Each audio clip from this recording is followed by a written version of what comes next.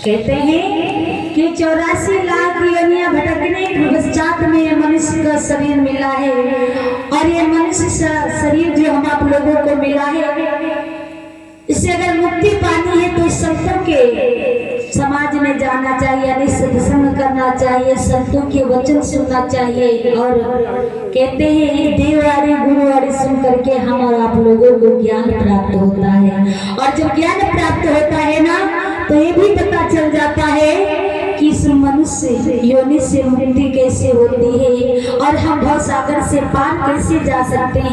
क्योंकि कहा जाता है कि जब मनुष्य गर्भ में होता है ना, तो भगवान से प्रार्थना करता है कि हे प्रभु मुझे इस नरक से बाहर निकाल दो, और जब मैं इस दुनिया में जाऊंगा तो मैं तुम्हारा गुणगान करूंगा। क्यों कहा?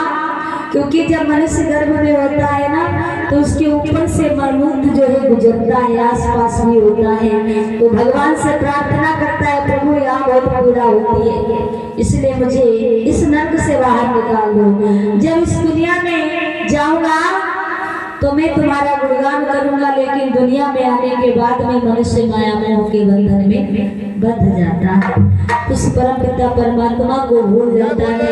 तो कभी कहता है कि हे मानव उस भगवान को भूलना नहीं चाहिए, क्योंकि ये मनुष्य का शरीर है, इससे मुक्ति भी तभी मिलती है जब भगवान का ही गुणगान करोगे।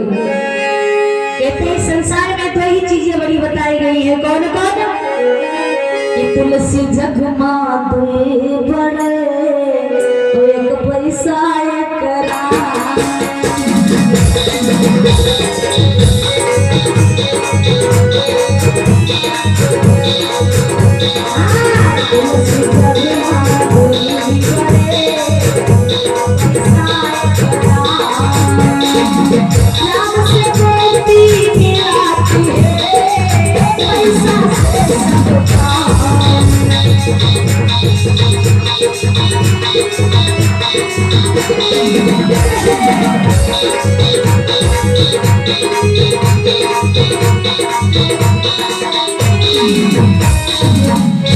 एक तुलसी जगमा दुई बड़े और एक पैसा एक राम, राम से मुक्ति मिलती है पैसा से सबका।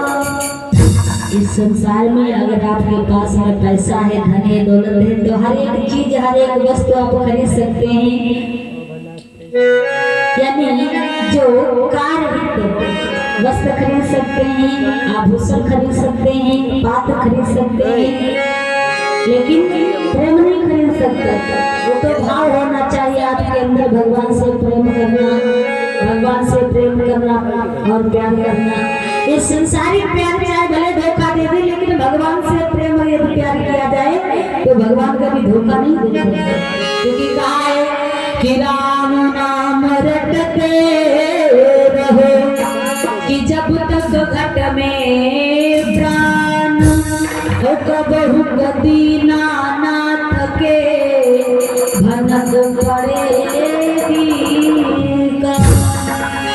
भगवान को भूलना नहीं चाहिए। तो कहा है आप रुपये से आभूषण खरीद सकते हैं, पैसे से आप हर एक वस्तु खरीद सकते हैं, लेकिन मुक्ति नहीं खरीद सकते। उसके लिए आपको सुमिरन करना पड़ेगा भगवान का, तभी मुक्ति आपको मिलेगी भगवान के नाम से, उनके सुमिरन से। बोल सच्चिदानंद भगवान की।